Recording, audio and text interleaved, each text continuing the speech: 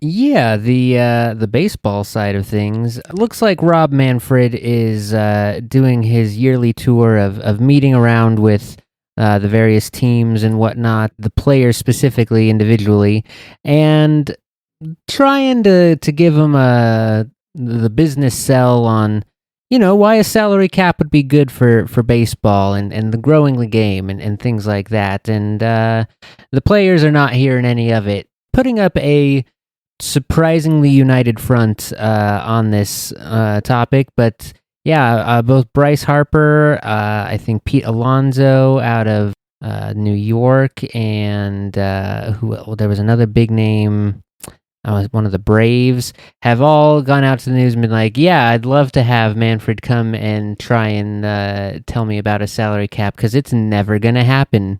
Yeah, from what I heard, Bryce Harper gave him a very warm welcome into the Philadelphia locker room, which is kind of crazy because he's kind of like your boss-ish? A little bit. Well, no, because the relationship of the players to the commissioner is, the commissioner is hired by the owners essentially to like kind of keep the business of the league running.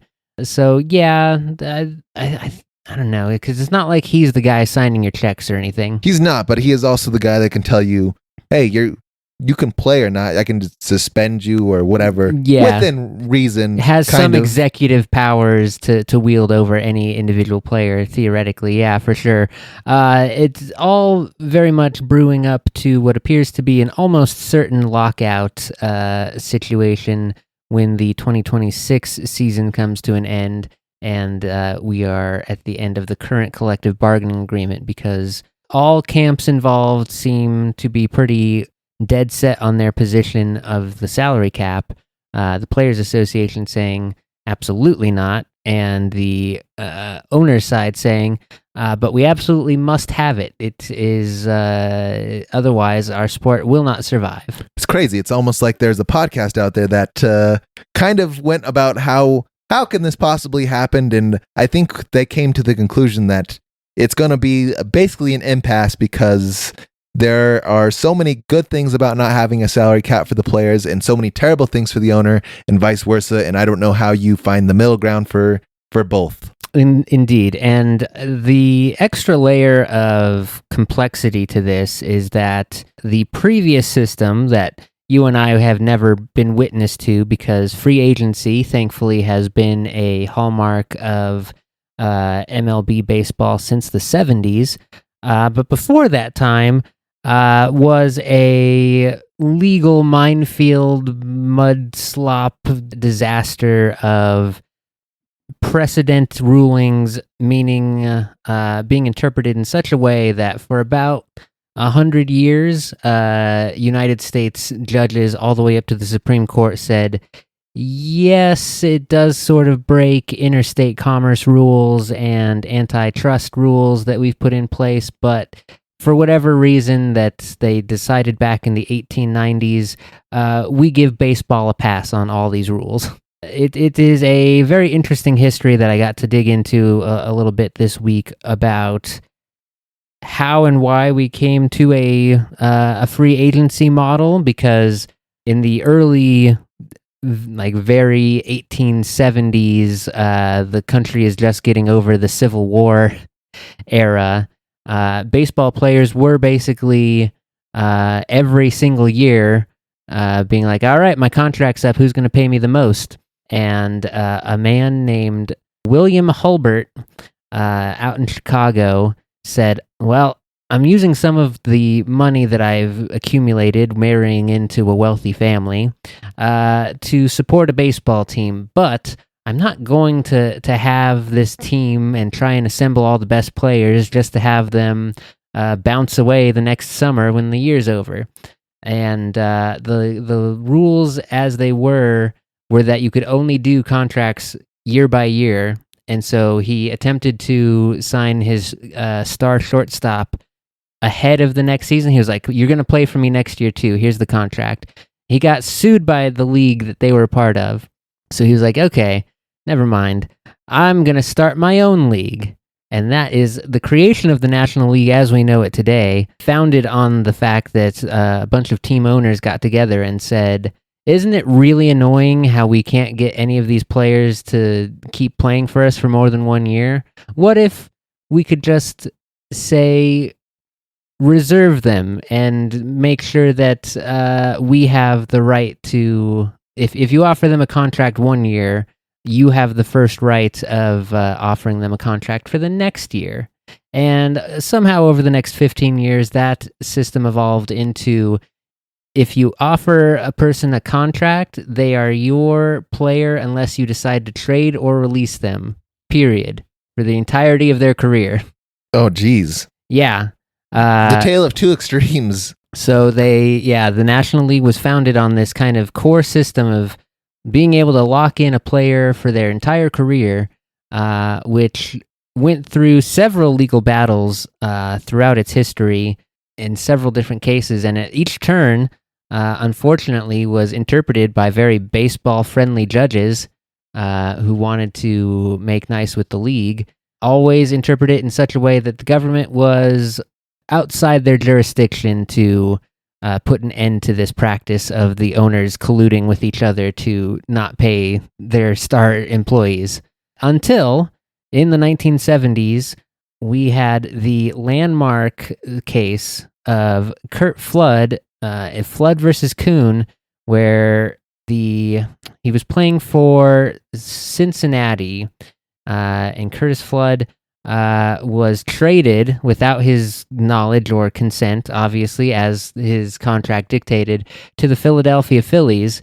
And so he basically, instead of playing for the Phillies, took that entire year, basically sacrificed his MLB career at that point. He was getting on in years. It was later into his career, but basically, the reason he is remembered by the union so much these days is he sacrificed that year of playing at what ended up being basically the rest of his career to take up a lawsuit against the league and the league ownership specifically to try and get an end to the reserve system. The lawsuit failed. It went all the way to the Supreme Court after like 3 or 4 years. And he was ruled against. The Supreme Court still upheld that the baseball owners were allowed to do this, but it was sort of the last crack in the dam, and got national sentiment behind the players such that 2 years later, when it came time to renegotiate the bargaining agreement, the players had a basically lockout for 76. And made the owners compromise on a free agency model that has gone through a few revisions through the years. Originally, you had to play 10 years before you could be a free agent back in the 70s, but it opened the door to what we now have as sort of the standard model of players being able to become free agents and entertain offers from any team they like after 6 years of service. So yeah, it's in a system that took about 100 years to get the legal right to get contracts and negotiations going with the owners. I don't see any way in the world the union budges on sort of any sort of backtracking through that system. No, I'm sure. It's all fine. I'm sure the billionaires will get what they want. I'm sure that's how this whole thing is going to work out and play. I think the most interesting thing for me is going to be seeing how long the lockout actually is. We've had a couple in our lifetimes already. Actually, I think the last one might have predated you. I think it was the 94-95 one. And that was basically 3/4 of the season that they lost that year before they came to an agreement. And then, because in an ideal world, the player or the owners always want to get some of the season played. But I think there's a very real possibility that we lose a year of baseball come 2026. Do you think that it would be long enough that we go to a replacement style thing that some other leagues have done and tried? I'd be very interested to see. Some enterprising minds in the baseball world might be prepping minor or ulterior leagues. Although I'm curious, I don't know what the language of the contracts is. If you're still technically under contract, during the lockout if you're like allowed to play for other baseball organizations or something. That might be a no-no.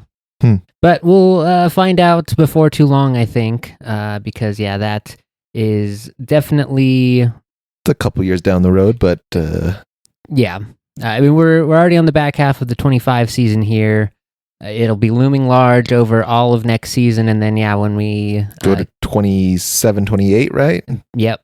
It's we will probably not have ball that year, at least not to start, unless some major changes and compromises come along. But like we've discussed in previous episodes, there is just a sort of lack of, or how would you say, the ideal outcome for the two sides seem to be too far apart. The owners wanting a salary cap, which I think it has to happen. It's the only sport that doesn't do it, which may have been, that's on them for not implementing it sooner. Yep. In fact, but now the contracts have blown up so much that you're almost, I can't even imagine what the salary cap looks like. Yeah. And how do you balance the extremes that we're going? Because the fact that Juan Soto's contract is higher than a couple of teams' payrolls. Yeah, as we've seen, you can't.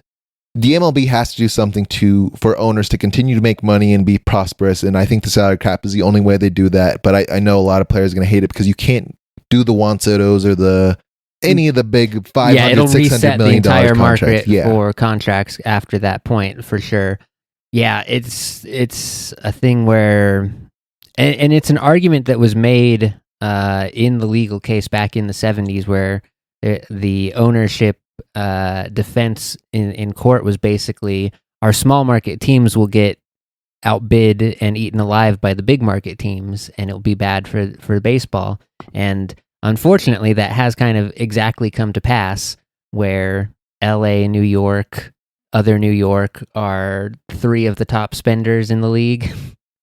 And the small market teams, I mean, Rockies are, as we've covered, kind of middle of the pack right now, but your Pirates are still getting outspent by a ton. The Twins are still getting outspent by a ton. The Royals have a hard time keeping pace in the American League. How will you make it fair for a $330 million roster and a $100 million roster to find some parity? Yeah, I don't know how. I also don't know. Thankfully, though, that's not our decision to make. And we do have a little actual baseball action to cover now that we're done with the business talk, including a couple of series from our Colorado Rockies. But we also had come to pass this last week. I should have, I misspoke there. We're not done with business talk because there was trade deadline this week, Friday the 31st, Thursday the 31st.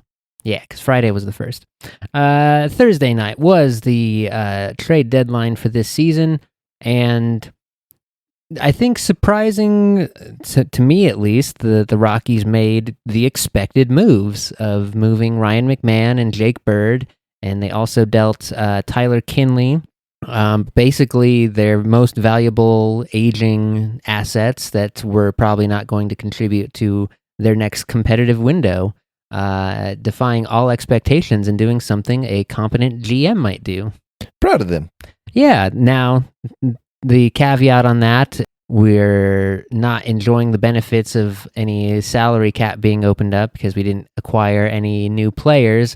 All of those 3 deals resulted in prospects in return. Almost all of them are pitching prospects. None of them are higher than AA. We are loading up on the pitching again, which...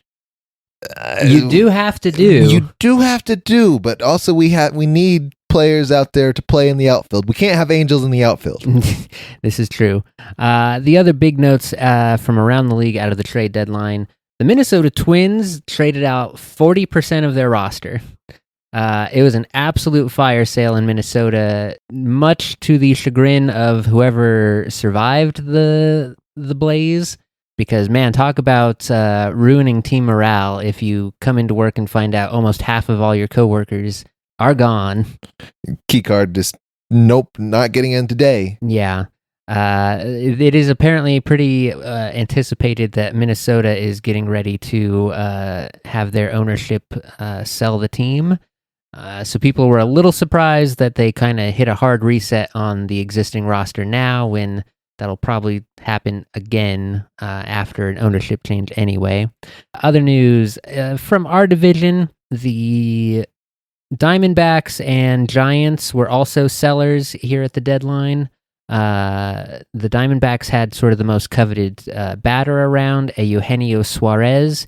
He ended up getting shipped back out to Seattle, where he had begun his career, but is now much more polished slugger to plug into their lineup along with Big Dumper.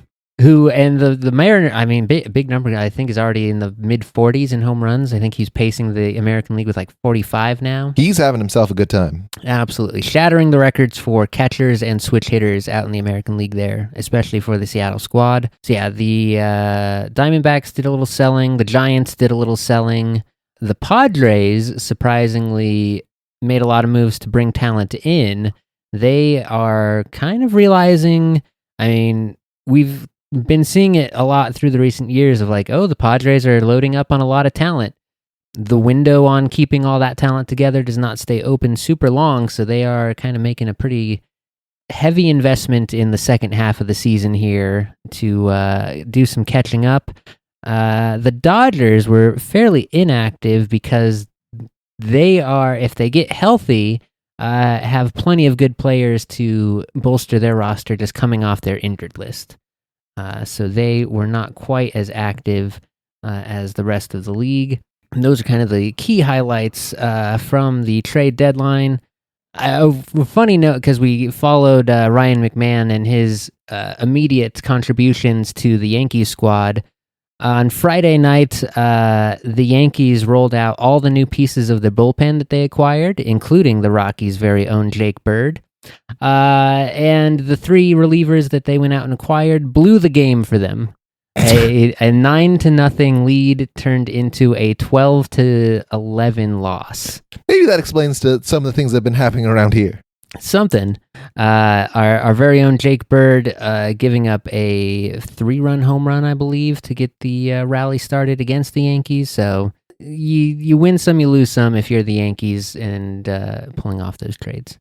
But for the actual purple pinstripe team, it was a mixed bag of a week. We lost the series against the Cleveland Guardians out in Cleveland. We only got 1 out of 3 in that matchup there. But we did take 2 of 3 from Pittsburgh, and I believe our third game is currently underway. We are currently losing that one in the top of the 8th, 8-5. But like I said, we've already won the first 2 in that series, so we'll take a 50-50 week. That's actually pretty huge for the Rockies. Yeah, they've done it in pretty impeccable fashion too, might I add. Yes, looked pretty good. Still keeping pretty good momentum. The Cleveland series, a little less so. Before the trade happened, Jake Bird basically gave up all of Bradley Blaylock's lead in the first game of that series. And then the second start, we're still trying to find out who's worth our rotation. Tanner Gordon got hit around for 7 runs in 3 innings pitched and had 3 errors behind him as well. So that one was a pretty rough loss. So we won that first game, lost the second, and then the third game on getaway day, the Rockies were shut out by 6 different pitchers from the Cleveland Guardians, who had a short bullpen and were still able to string together 6 pitchers to give up no runs. A bit of a bummer. Then we brought the show back to Coors Field and welcomed in the Pittsburgh Pirates, a team who have a lot more talented roster but are not much better than us standings-wise. The very first game of that series was an absolute Coors Field classic. You've probably heard it if you keep your eye on any of the sports news. A 17-16 walk-off from a Brenton Doyle 2-run home run to cap off a comeback from a 9-0 deficit in the first inning. It was on all the sporting outlets. We finally did something good. It was noteworthy in several cases. I'll give you one guess on who the starter was in that game. You're not going to... I'm going to assume it's Senzatella because 9 runs is egregious. It absolutely was. Senza gave up 9 runs. No, he gave up 7 runs and recorded 2 outs before they pulled him. They batted around and then got like 2 more into the second round. And they were like, okay, we got to pull the plug on this one. It was a pretty ugly night for all pitchers at Coors Field. Great night for the offense, though. Both Ezekiel Tovar and Warming Barnabel went 4 for 6 to keep the offense chugging, and little by little, the Rocks knocked that lead down to, it was 16-12 going into the 9th inning, so still a 4-run deficit, and the boys rallied through and put Brenton Doyle in position to get that go-ahead home run for the walk-off, and we got a nice little storybook ending there on that Friday night, which was good because the next day we had to face probably going to be the National League Cy Young winner, Paul Skeens. I know that guy. Yeah, we all kind of have heard of that guy because he's one of the best pitchers in the league right now. Started the All-Star game for the National League. This is his first trip to Coors Field in his young career, so everyone was very curious to see how he would handle the altitude and all that. And for the first 5 innings, it did not seem to bother him. He was basically as good as advertised. I think he put up 8 strikeouts in that first 5 innings. And then something happened in the 6th inning. Maybe the altitude got to him finally. Man could not buy an out. Gave up 4 runs, including a Jordan Beck 3-run homer before he was pulled. And then his replacement from the bullpen could not get an out either. The Rockies ended up taking a 5-4 lead out of that inning and were able to hold on to that lead and pad it a little bit for an 8-5 victory on that one. So, very exciting stuff there. Again, when the Rockies are looking good, they're looking pretty good altogether. I will say my nod out of the Rockies for Player of the Week this week has to go to Warming Barnabel. In his very first week as a call-up here, potentially our new first baseman of the future, he has already put up the 3rd most WAR on the team. He's just raising that thing like no other. He is hitting .458 currently with a .480 slugging percentage, 3 home runs, 7 RBI, and like I said, has generated 0.8 WAR in 7 games started. The only 2 players with more than that on our team currently are Hunter Goodman, who was our All-Star, and Ezekiel Tovar, who is our highest paid player that actually plays. Our broken guy. Yeah. So a very, very strong start. And I will say it hasn't been so much catching over at first base, but has already made several highlight reel plays in just fielding batted balls over at first base there. A pretty immediate upgrade in defense. I don't know how much more Michael Tolia we're going to see. I was about to say, year. poor Tolia. After the game we went to and saw, it's just never been the same again. Not quite. And this is one of those ones where, there's a lot of discussion in baseball about do you pay attention to stats or are you more of like an eye test person? Warming Barnabel in his minor league career has not had very good stats. This guy looks like one of the best ball players on the field now that he's in the bigs. So it's one of those things where you're like, I don't know. Eye test says that guy looks like he's doing pretty good out there. He can't hit the slow balls. It's tough. Something, but so a very strong start for our potential new first baseman of the future. The name's growing on me. It's a name. It's a unique name. It's one that you will not forget for sure.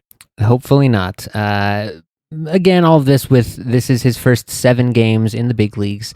He will almost certainly cool off and revert back to the norm, and it'll be a little bit before we know what his actual baseline is going to be, but coming out of the gate strong and contributing to a nice... at the end of the week here, the Rockies find themselves with a record of 30 wins and 80 losses. Nice and clean. Easy to track. 50 games under 500. We're on the way. It's so bad. So bad. But yeah, that is... the Pirates just scored another run here in the top of the 8th, so that is now a 9-5 deficit for the Rocks to try and pull off here. Coming up next week, we've got the Toronto Blue Jays coming into Coors Field, and then our Rockies head out to Arizona to play a 3-game set with the Diamondbacks. Woo! But yeah, I think that covers all of the baseball news.